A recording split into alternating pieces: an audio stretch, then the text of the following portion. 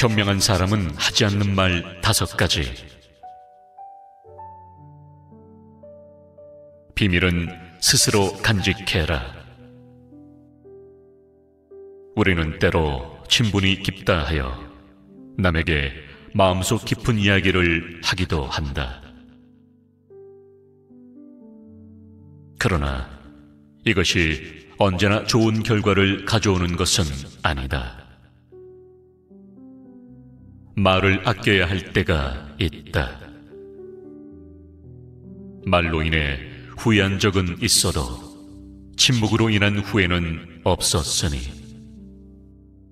비밀을 털어놓고 나면 한시적으로는 후련할지 몰라도 그 뒤에는 후회가 따르기 마련이다. 친구라 할지라도 그의 입을 통해 내 비밀이 새어나갈 수 있음을 잊지 마라.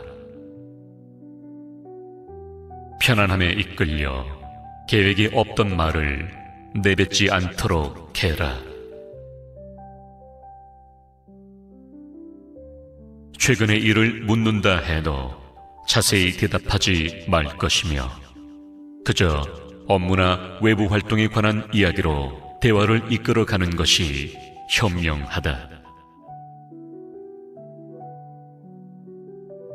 말씨에 주의해라. 대화를 나눠보면 가슴이 뻥 뚫리는 듯한 시원한 이가 있는가 하면, 대화를 할수록 가슴이 답답해지는 이도 있고, 더 나아가 짜증을 일으키는 이도 있다. 답답한 말씨까지는 참을 수 있으나 짜증 말씨에 이르면 문제가 심각해진다. 대화를 나눌 때 지켜야 할 원칙과 요령이 많으나 무엇보다도 상대를 짜증나게 하는 말씨는 피해야 한다. 짜증 말씨에는 다음과 같은 4가지 특성이 있다. 첫째, 말을 가로채는 것이다. 대화할 때 짜증을 일으키는 것 중 으뜸은 말을 가로채는 이들이다. 상대의 말을 끝까지 듣지 못하고 중간에 끼어들어 말을 가로챈다. 성급하게 틈만 나면 말을 가로채어 들어온다. 이러면 신경이 날카로워지는 것이 당연하다. 짜증이 솟구친다. 때로는 말을 좀 끝까지 들어보라는 소리를 듣게 될 것이다. 둘째, 토를 다는 것이다. 무슨 말을 하든 꼭 토를 달아야 하는 이들이 있다. 대화는 협상도 논쟁도 아니니 그저 떠드는 수다, 잡담이 주류일 뿐이다.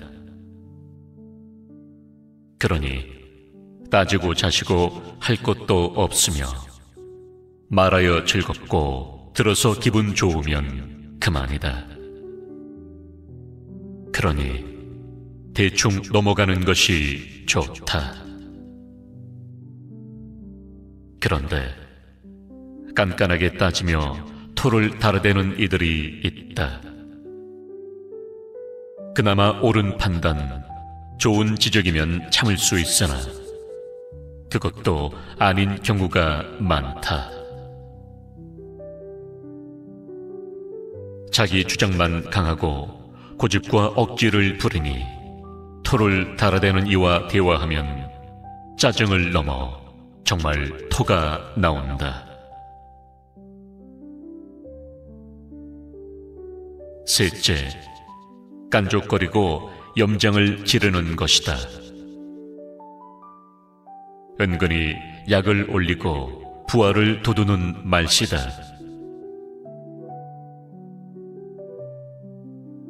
농담을 하더라도 아픈 곳을 찌르니 상대의 마음을 핥힌다. 이번에 일이 잘 안 됐다며 의기소침한 친구에게 위로는 못할 망정 언제는 성공했느냐며 신경을 건드린다.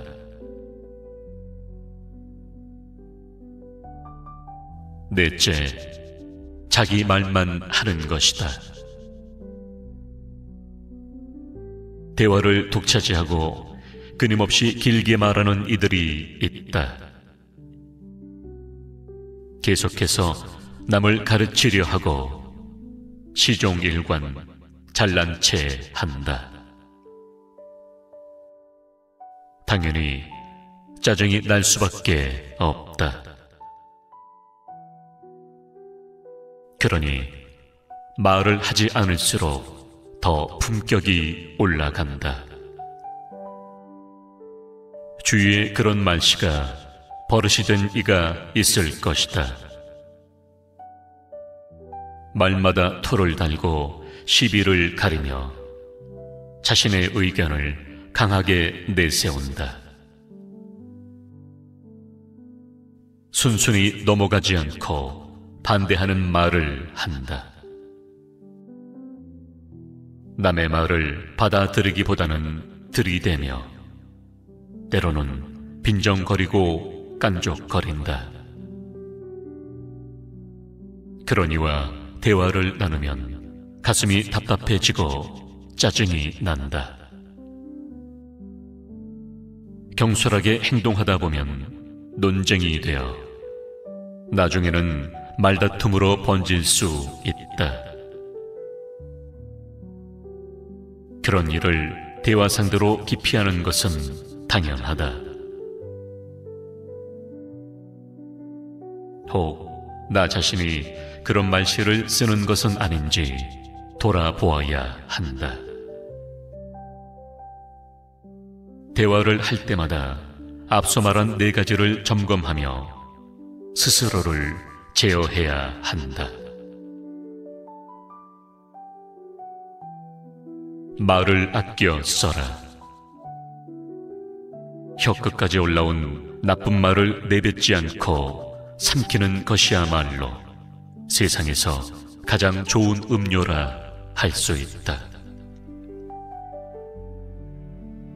말 한마디로 사람의 마음을 아프게 하거나 관계를 멀어지게 할 수 있으니 말을 하기 전에 한 번 더 생각하는 것이 중요하다. 언제 어떻게 말하는지 배우는 것도 중요하지만 더 중요한 것은 언제 어떻게 침묵해야 하는가. 말하고 싶어 할수록 하지 말아야 할 말을 해버릴 위험이 커진다는 것을 명심해야 한다. 나였으면 이라는 말을 하고 싶을 때가 가장 위험한 순간이다. 상대가 충고를 원하지 않는데 내 생각을 말하게 되면 상대는 내 진심을 몰라주고 어줍지 않은 생각으로만 받아들이게 된다.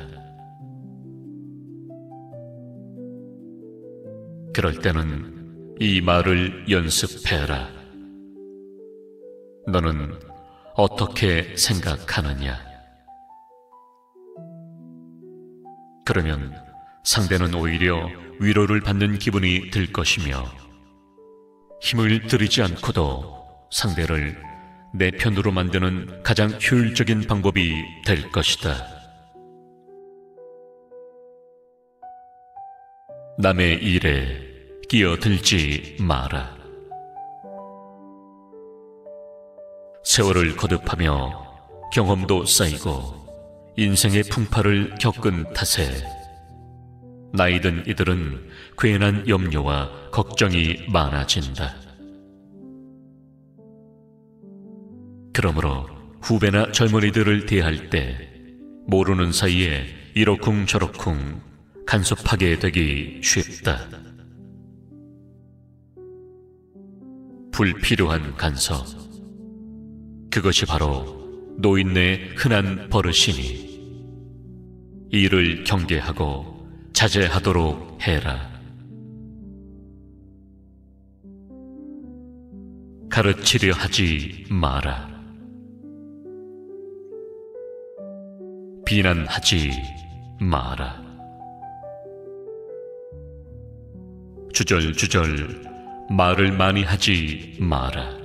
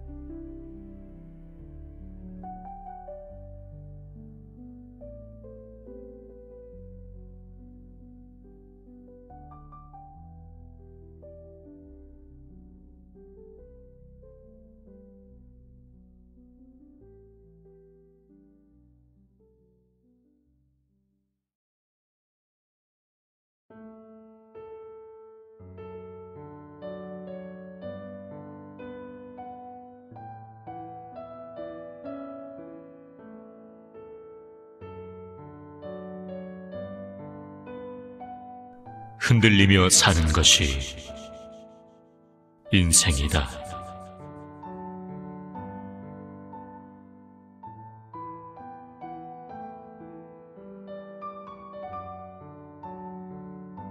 살아가는 것은 흔들리는 것이다.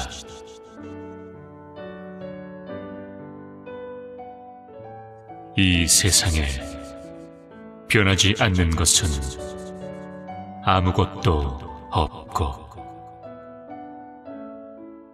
또한 영원한 것도 없다.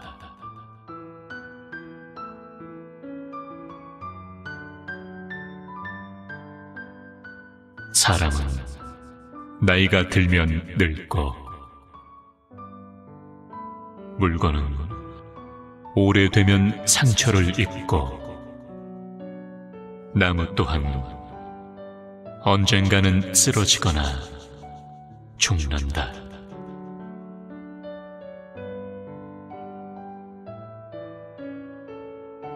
흔들림, 그것은 바람에 의해서, 그 무엇에 의해서 흔들리는 것이다.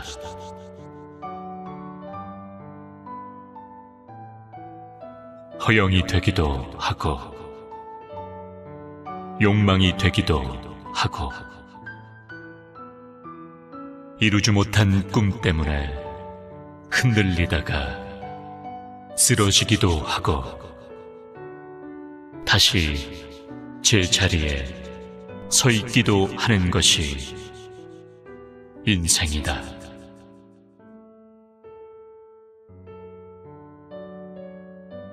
그 누구도 흔들리지 않는 인생은 없다.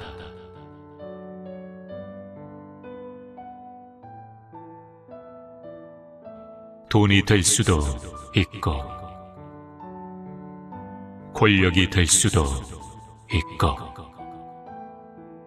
명예일 수도 있고 또 아름다운 외모일 수도 있다.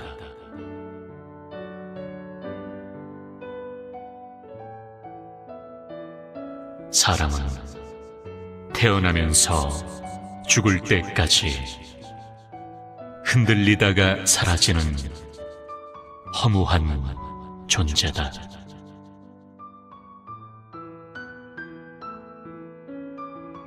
내가 생각하고 내가 선택한 길을 따라 흔들리며 비틀거리며 살아가는 것이 인생이다.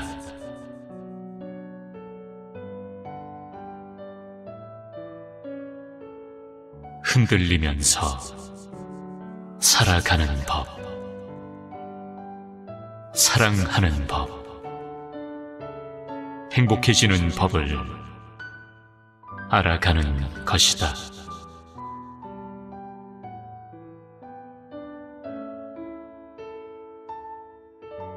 흔들리지 않고 피는 꽃이 어디 있으랴. 흔들리지 않고 가는 사랑이 어디 있으랴. 젖지 않고 사는 삶이 어디 있으랴. 사람이나 자연이나 흔들리며 살아간다는 것이다. 흔들리면서 기쁨과도 만나고 지나가는 아픔과도 눈인사하고 누군가에게서 상처받았으면 또 다른 사람이 베푸는 사랑에 의해 치유가 된다.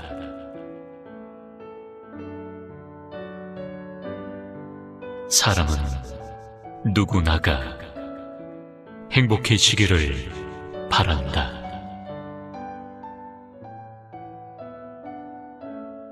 색깔도 형체도 없는 행복을 어디서 만나고 잡을 수 있을까?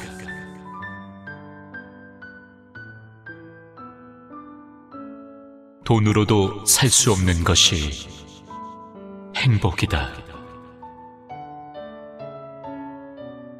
낯선 곳을 여행하면서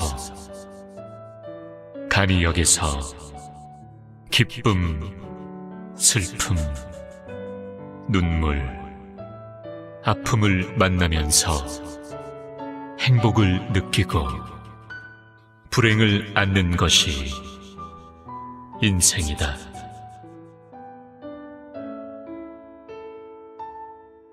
(100% 불행한 삶도 없다.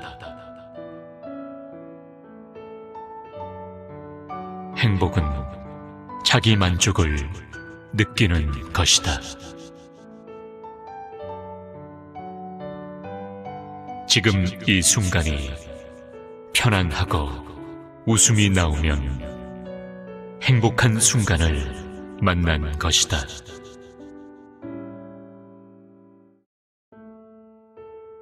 지금 이 순간이 슬프고 고통스럽고 버거우면 불행을 만난 것이다.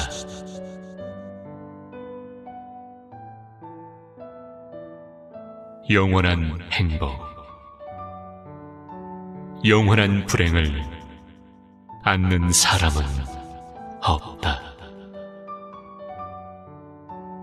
어떻게 생각하고 행동하며 생활하느냐에 따라서 지금 행복을 느낄 수 있고 불행을 안을 수 있는 것이다. 행복, 불행, 그들도 흔들리면서 사람을 만나는 것이다. 어제는 연예인을 만났고 오늘은 대학생을 만나고 내일은 사춘기 소녀와도 만나는 지극히 평범한 것이 행복 찾기이다.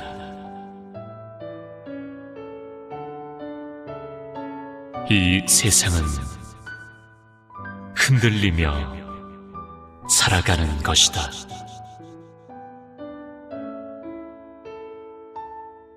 자연도 사람도 그렇게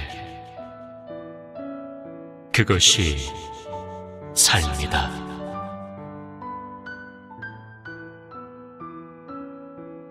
아직도 많은 인연과의 스침, 만남, 투쟁, 그리고 평화 등등의 시간을 얼마나 많이 만나게 될까?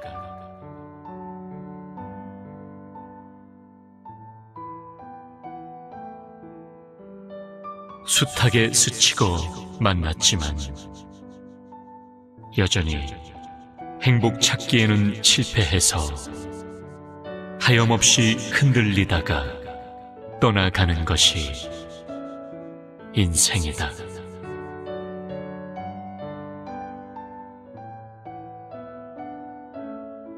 종착역, 그곳에서 어쩌면 흔들림과의 마지막 이별을 한 후에 행복 찾기는 이루어질 수도 있다.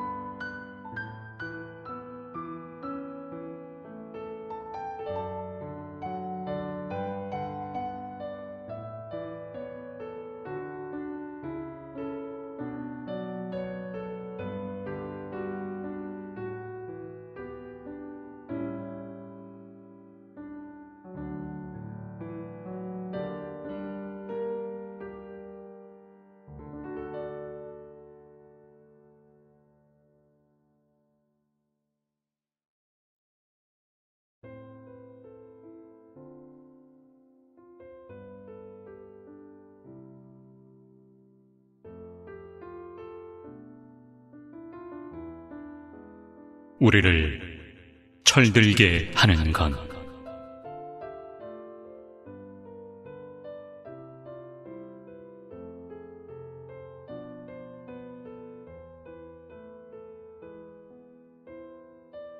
가장 낭비하는 시간은 방황하는 시간이고, 가장 교만한 시간은 남을 깔보는 시간이고, 가장 자유로운 시간은 규칙적인 시간이고, 가장 통쾌한 시간은 승리하는 시간이고, 가장 지루한 시간은 기다리는 시간이고, 가장 서운한 시간은 이별하는 시간이고, 가장 겸손한 시간은 자기 분수에 맞게 행동하는 시간이고, 가장 비굴한 시간은 자기 변명을 늘어놓는 시간이고,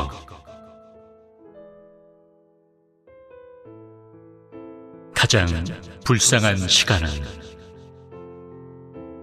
구걸하는 시간이고, 가장 가치 있는 시간은 최선을 다하는 시간이고, 가장 현명한 시간은 위기를 슬기롭게 극복하는 시간이고, 가장 분한 시간은 모욕을 당하는 시간이고, 가장 뿌듯한 시간은 성공한 시간이고, 가장 달콤한 시간은 일한 뒤에 휴식 시간이고, 가장 즐거운 시간은 노래를 부르는 시간이고, 가장 아름다운 시간은 사랑하는 시간이다.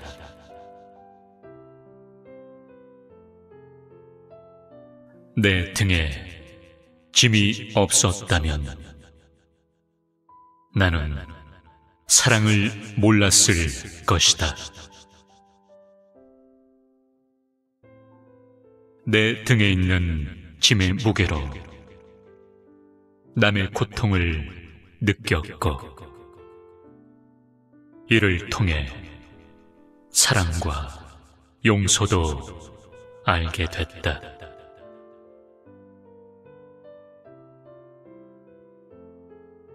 이제 보니 내 등의 짐은 나에게 사랑을 가르쳐준 귀한 선물이었다.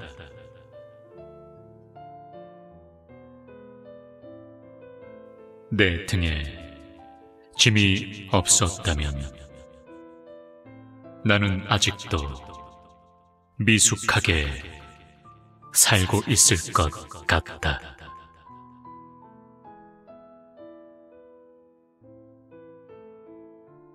내 등에 있는 짐의 무게가 내 삶의 무게가 되어 그것을 감당하게 하였다.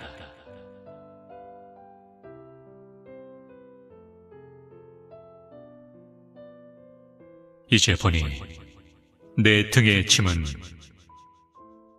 나를 성숙시킨 귀한 선물이었다.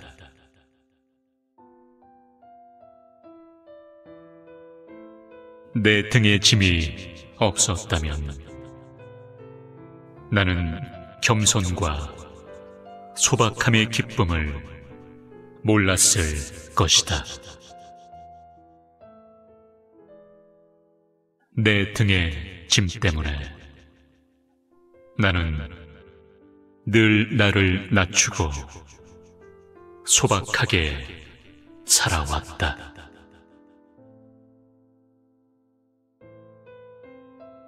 이제 보니 내 등의 짐은 나에게 기쁨을 전해준 귀한 선물이었다. 물살이 센 냇물을 건널 때는 등에 짐이 있어야 물에 휩쓸리지 않고, 화물차가 언덕을 오를 때는 짐을 실어야 헛바퀴가 돌지 않듯이 내 등의 짐이 나를 불의와 안일의 물결에 휩쓸리지 않게 했으며,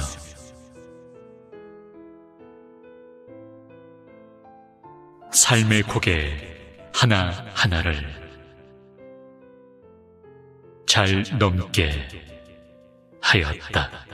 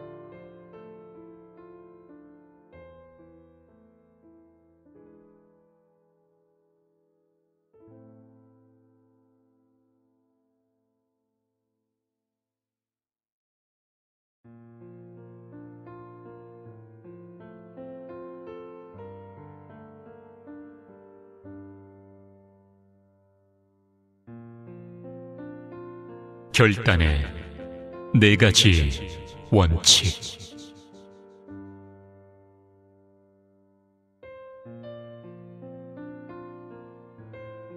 즉결, 즉행하라.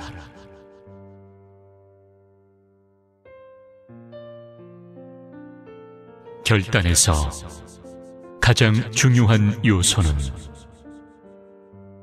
바로 즉시 결단하고 즉시 행동하는 것이다.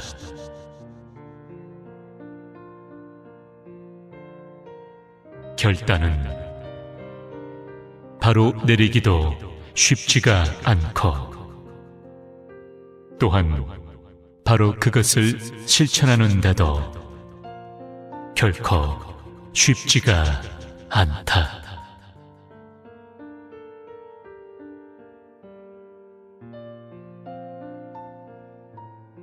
그러나 이 결단의 힘이란 원래 바로 내리고 바로 행하는 데서 온다.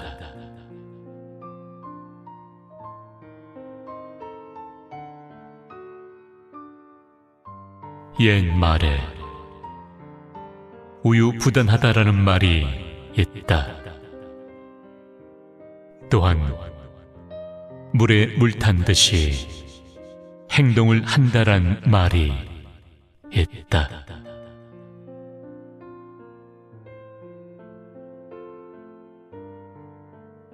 이는 바로 여기서 이야기하는 즉결즉행과는 거리가 먼 이야기이다.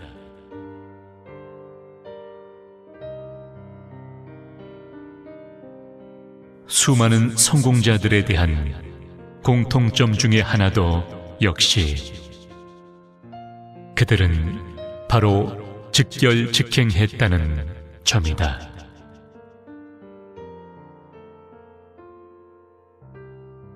그러나 경우에 따라서는 반드시 모든 일에 즉시 결단하고 즉시 행동할 필요는 없다.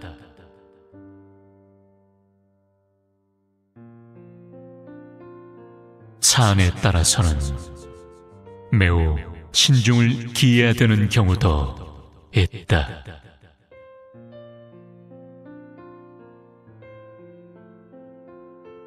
이때는 결단을 내려야 할 시간을 정해두는 것이다.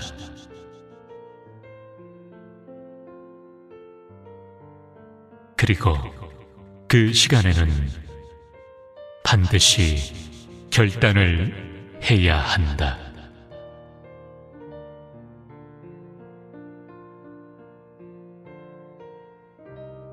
만약에 대한 대안을 준비하라.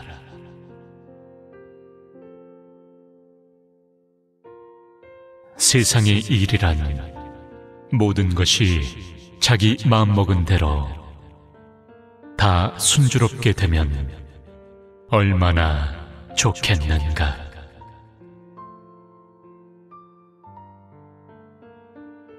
그러나 그렇지 않다.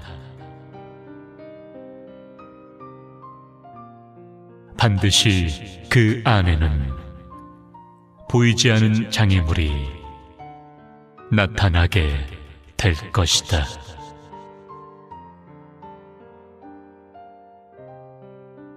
현명한 자는 이에 대한 대안을 세워야 한다. 만약에 대비한 문제점을 위하여 출현되는 문제점의 철저한 분석과 그 사전 대비책을 준비하는 것이 결단의 실행에 대한 중요한 수행 원칙 중에 하나이다.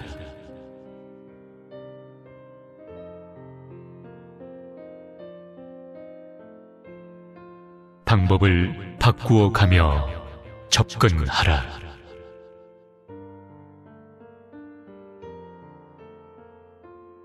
산 정상을 올라가는데 큰 절벽 장애물이 나타났다. 그런데 그것이 지름길이라 생각되어 계속 그 길을 고집하여 올라가려고 한다.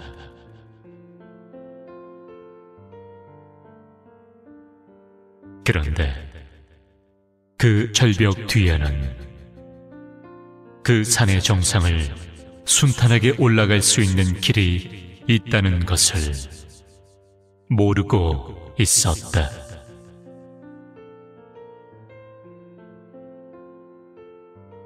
결단의 실행에 있어서 문제가 대두되어 그것이 장애물이 된다면 방법을 바꾸어 가며 접근하라.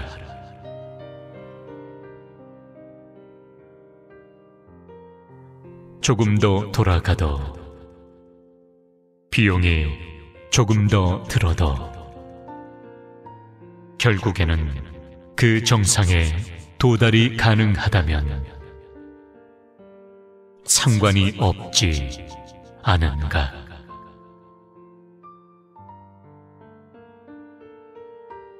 목표를 향한 장애물은 그것을 장애물이라고 생각하지 마라.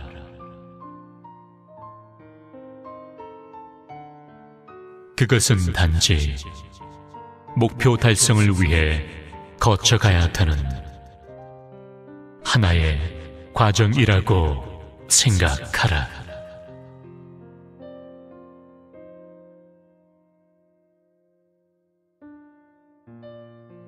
절대 포기하지 마라.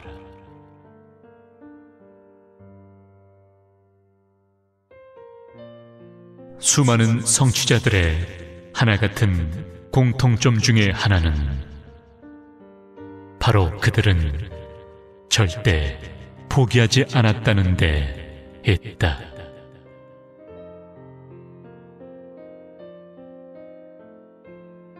물은 반드시 100도가 되어야 끓는다.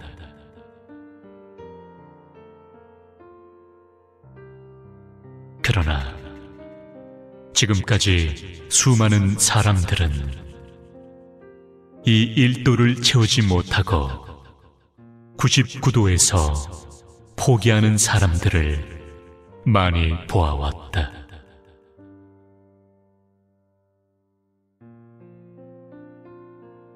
성공에 대한 가장 큰 비밀이자 공식은 바로 끈기이다.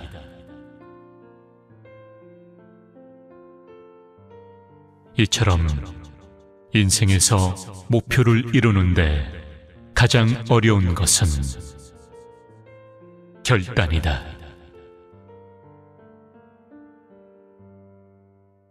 이 결단의 힘이란 바로 내가 그것을 할 것인가 말 것인가 하는 마음의 결정에서 나오게 된다.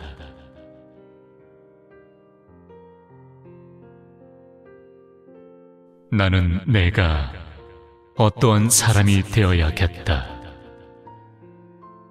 나는 내가 어떤 일을 해야겠다고 마음을 먹는 것도 바로 이 결단에서 출발하게 된다.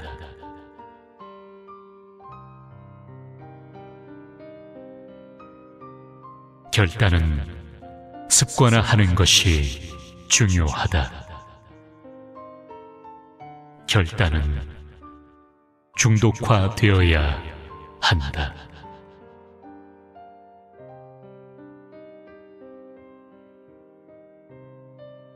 습관화. 중독화된 결단의 힘은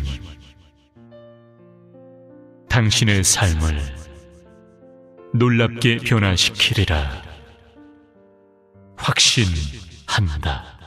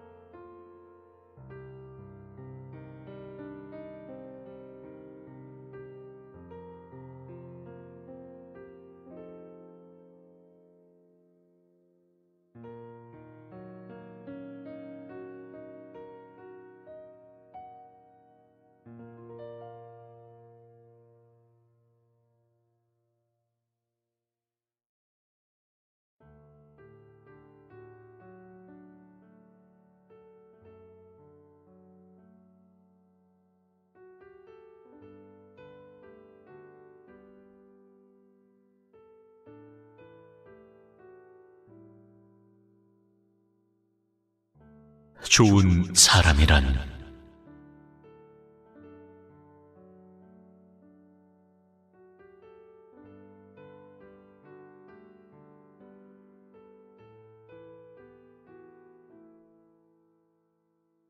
가장 무서운 사람은 나의 단점을 알고 있는 사람이고, 가장 경계해야 할 사람은 두 마음을 품고 있는 사람이며, 가장 간사한 사람은 타인을 필요할 때만 이용해 먹는 사람이다.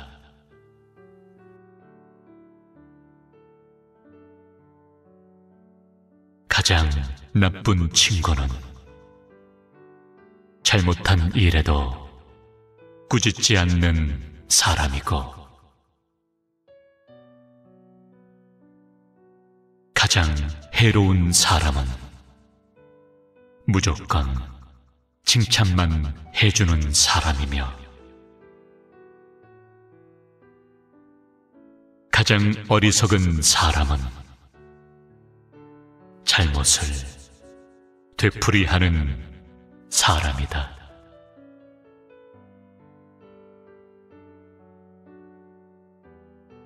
가장 나약한 사람은 약자 위에 군림하고 있는 사람이고, 가장 불쌍한 사람은 만족을 모르고 욕심만 부리는 사람이며, 가장 불행한 사람은 불행한 것이 무엇인지 모르는 사람이다.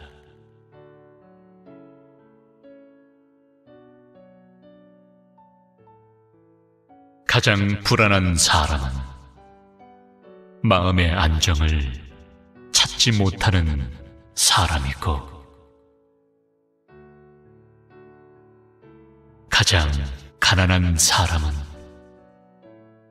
많이 가지고도 만족하지 못하는 사람이며, 가장 게으른 사람은 일을 뒤로 미루는 사람이다.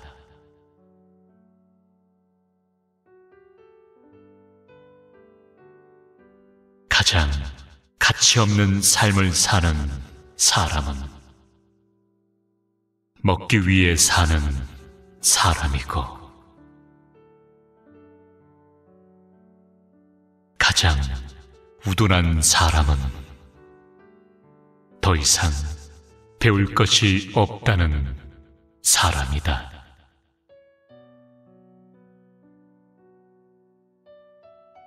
좋은 사람은 좋은 사람을 만나고, 따뜻한 사람을 만나게 된다. 당신이 좋은 사람이기 때문에 당신이 지금 좋은 사람을 만나고 있는 것이다.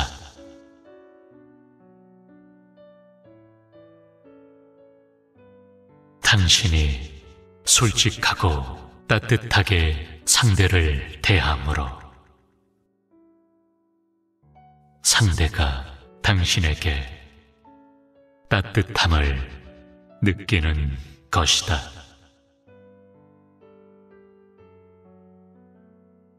좋은 사람을 못 만난다며 투덜대기 전에 스스로가 어떤 생각으로 상대를 대하는지를 돌아보는 것도 필요하다.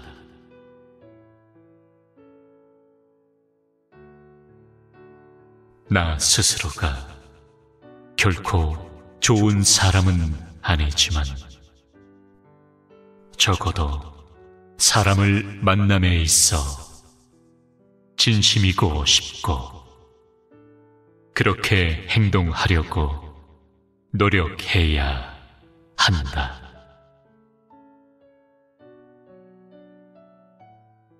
내가 가는 길이 느리고 힘든 길이라는 것도 잘 알고 내가 가는 길이 많이 더뎌서 가끔은 힘이 들기도 하지만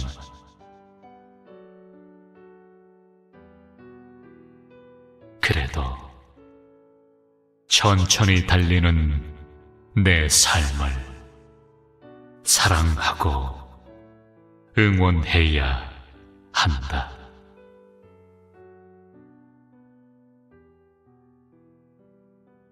오늘도 내가 만나는 모든 사람이 좋은 만남이길 바란다.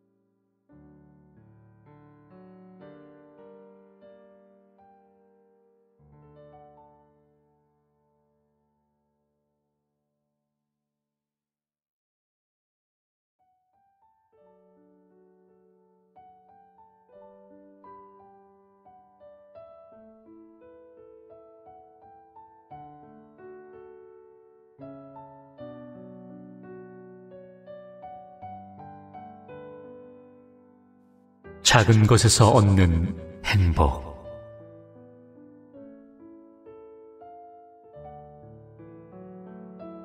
맑고 향기롭게 살아가려면 될 수 있는 한 작은 것과 적은 것으로서 만족할 수 있어야 한다.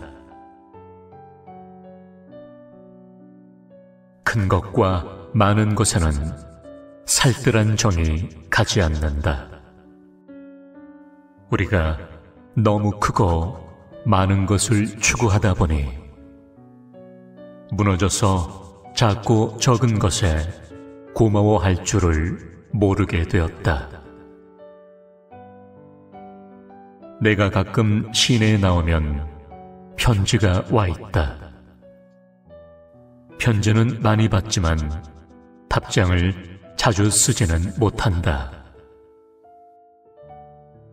지난 겨울 어느 날 밖에는 눈이 오고 뒷골에선 노루 울음소리 들려 내 마음도 소년처럼 약간 부풀어 올랐다.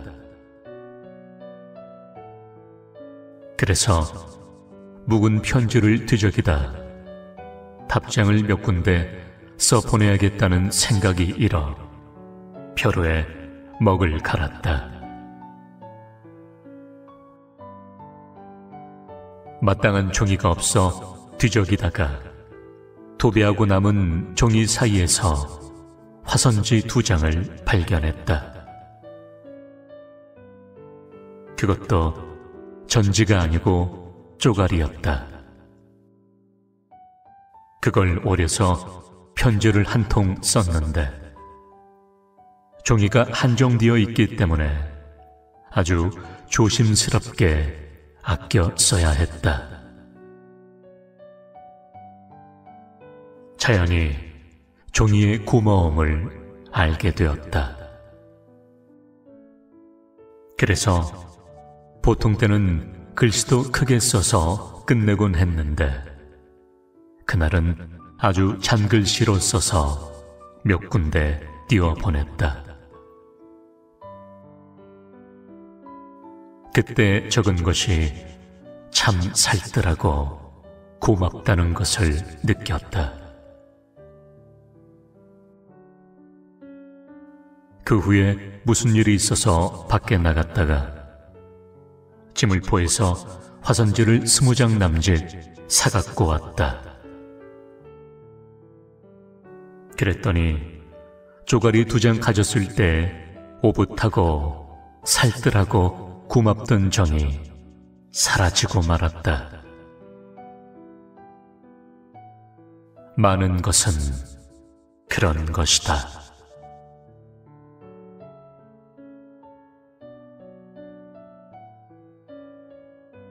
이 세상에서 영원한 것은 아무것도 없다. 어떤 어려운 일도, 어떤 즐거운 일도 영원하지 않다. 모두 한때이다. 한 생애를 통해 어려움만 지속된다면 누가 감내하겠는가? 다 도중에 하차하고 말 것이다. 좋은 일도 그렇다. 좋은 일도 늘 지속되지는 않는다. 그러면 사람이 오만해진다. 어려운 때일수록 낙천적인 인생관을 가져야 한다. 덜 갖고도 더 많이 존재할 수 있어야 한다.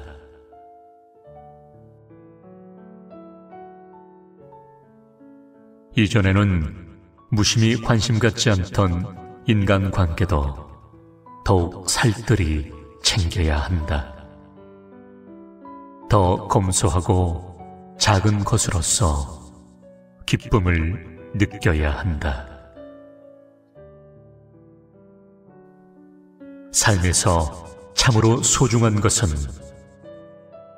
어떤 사회적인 지위나 신분, 소유물이 아니다. 우리들 자신이 누구인지 아는 일이다. 그 어느 때보다 힘든 시기를 당했을 때 도대체 나는 누구지? 하고 자기 존재를 확인해야 한다.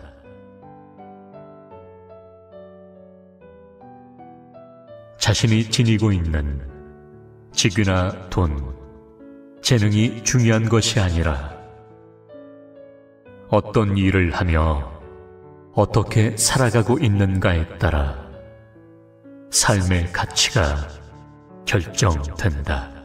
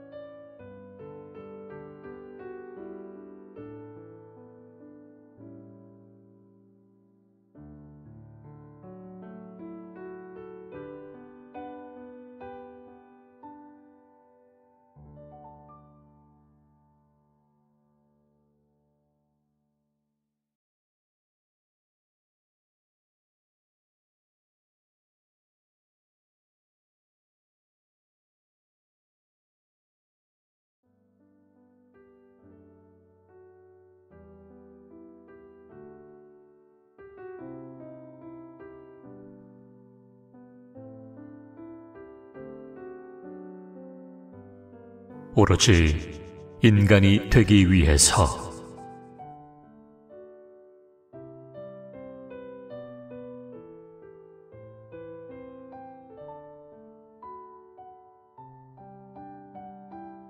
사람은 태어날 때부터 불성을 지니고 있다. 그러니 자기에게 주어진 그 힘을 제대로 쓸 줄을 알아야 한다.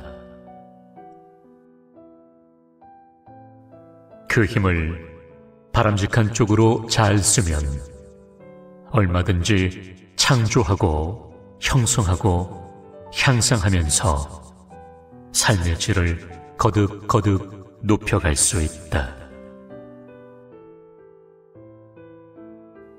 그러나 똑같은 생명력을 가지고도 한 생각 비틀어져 잘못 써버릇하면 그것이 업력이 되어 마침내 자기 자신으로도 어떻게 할 수 없이 끝없는 구렁으로 떨어져 버린다. 똑같은 생명력이라도 서로 다른 지배를 받아 한 장미나무에서 한 갈래는 향기롭고 아름다운 꽃으로 피어나고 다른 갈래는 독이 밴 가시로 돋아난다. 도덕성이 결여되었거나 삶의 목적이 합당치 못한 일은 아무리 그럴듯한 말로 늘어놓는다 할지라도 올바른 결과를 가져올 수 없다. 사람은 하나하나의 생각과 말과 행동으로 그가 의식을 하건 안 하건 둘레의 대기에 파장을 일으켜 영향을 끼치고 착하지 못한 말과 행동은 또한 착하지 못한 파장으로 어두운 영향을 끼친다. 사람은 겉으로는 강한 체 하지만 속으로는 약하고 상처받기 쉬운 존재이다. 우리 자신이 그런 존재이기 때문에 또한 다른 사람의 상처를 건드려 고통을 주는 일이 적지 않다. 우리는 순간순간 내게 주어진 그 생명력을 가볍게 쓰고 있는지를 아니면 부질없이 탕진하고 있는지를 되돌아볼 줄을 알아야 한다. 삶의 양을 따지려면 밤낮 없이 채우는 일에 급급하겠지만 삶의 질을 생각한다면 비우는 일에 보다 마음을 써야 할 것이다. 깊어가는 가을밤, 풀벌레 소리에 귀를 모으면서 생각의 실마리를 풀어본 것이다. 오로지 인간이 되기 위해서.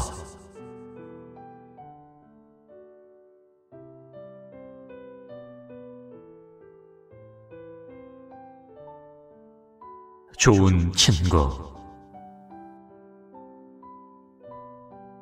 친구 사이의 만남에는 서로의 메아리를 주고받을 수 있어야 한다. 너무 자주 만나게 되면 상호간에 그 무게를 축적할 시간적인 여유가 없다. 멀리 떨어져 있으면서도 마음의 그림자처럼 함께할 수 있는 그런 사이가 좋은 친구일 것이다. 만나면은 그 그리움이 따라야 한다. 그리움이 따르지 않는 만남은 이내 시들해지기 마련이다. 진정한 만남은 상호간의 눈뜸이다. 영혼의 진동이 없으면 그건 만남이 아니라 한때의 마주침이다. 그런 만남을 위해서는 자기 자신을 끝없이 가꾸고 다스려야 한다.